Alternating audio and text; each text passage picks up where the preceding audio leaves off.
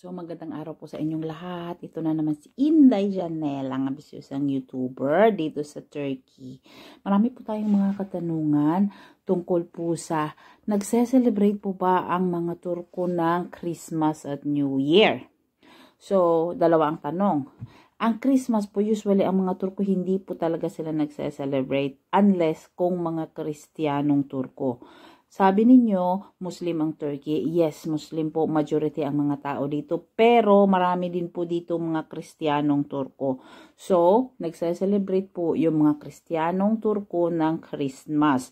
Kasi dito, kahit Muslim country ito, makikita nyo po sa mga hallway, sa mga street ng Antalya, Istanbul at ang mga city, may mga ilaw-ilaw po sila na nagde-decorate. Yun po ay pag-celebrate ng bansang Turkey sa New Year. So kami dito sa bahay, Kristiyano, hindi po kami Kristiyano.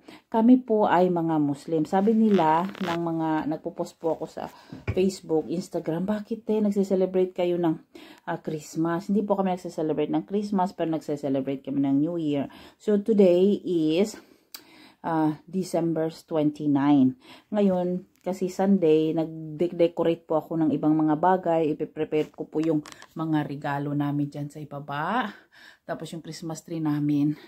Ayan, December 15 po ako naglalagay ng Christmas tree. Ang Christmas tree ko ay umaabot yan hanggang February. So hanggang February 14, may Christmas tree pa ako dyan. Kasi ayoko po yung paglagay, tatanggalin ko uli. At napakahirap pong gumawa niyan. Umaabot ako ng 2 oras sa pag-a-arrange ng Christmas tree niyan. So ninanamnam ko talaga ang feeling na kasama ko yung Christmas tree na yan hanggang February 14 o Valentine's Day. Umabot pa yan. February 14, baka abutin pa yun ng March ang aking Christmas tree. Kasi di ba pagsalubong namin ng bagong taon. So, January, February, March, bagong taon pa yan, oy!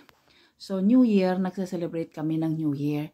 Ang pamilya ko po dito sa Turkey, yung tatay ni Asya, lolo at lola, ay nagdi-dinner po kami dito sa aming, yan, kainan ng dinner for New Year. Nag-exchange gift po kami. Yan po ang aming mga regalo ready na para sa New Year. So, ganun lang po. Nagsusuot po kami ng pulang damit, nag-exchange gift, nagtatawanan, nagkakantahan. Tinatawagan namin yung mga pamilya namin dito, mga kamag-anak ng tatay, kamag-anak ng lola, lolo, at mga kamag-anak ko sa Pilipinas. So, guys, dito po, huwag po kayo mag-alala. Pag makasawa po kayo ng Turko, tapos hindi po mag-celebrate yung asawa nyo, keber, mag-celebrate po kayo. So, sila, nung dumating ako dito, hindi yan sila nagse-celebrate po. Nung dumating ako, nag-celebrate na rin sila. Yung lolo at lola. Merry Christmas and Happy New Year po sa inyong lahat.